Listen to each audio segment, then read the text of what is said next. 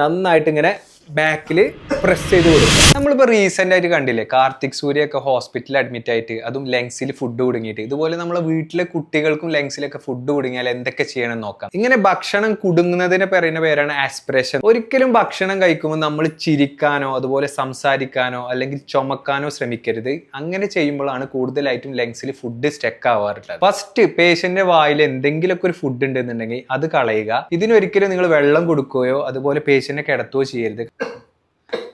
ഇതുപോലെ ശക്തമായി ചുമക്കാൻ പറയാം. പേഷ്യന്റിന്റെ ബാക്കിൽ പോയിട്ട് ഇവരെ പുക്കിൾ കൊടിന്റെ ഒരു 2 mm എബോയും അതുപോലെ ലങ്സിന്റെ 2 mm താഴെയായിട്ട് കൈ ഇങ്ങനെ പിടിച്ചിട്ട് നന്നായിട്ട് ഇങ്ങനെ ബാക്കിൽ പ്രസ് ചെയ്ത് കൊടുക്കുക. അപ്പൊ ലങ്സിൽ കുടുങ്ങിയ ഫുഡുകളൊക്കെ ഇതുപോലെ പുറത്തോട്ട് പോകും. ഇങ്ങനെയൊക്കെ ചെയ്തിട്ടും ഭക്ഷണം പോകണില്ല, അവർക്ക് ബ്രീത്തിങ് ഡിഫിക്കൽട്ടി ഉണ്ട്, അങ്ങനെയൊക്കെ ആകുമ്പോൾ അവരുടെ കൈ, നാവ്, മുഖമൊക്കെ നല്ല നീല കളറായിട്ട് വരികയാണെന്നുണ്ടെങ്കിൽ ഉടനെ നിങ്ങൾ മെഡിക്കൽ എമർജൻസിക്ക് പോകണം, അത് എടുക്കുകയും വേണം.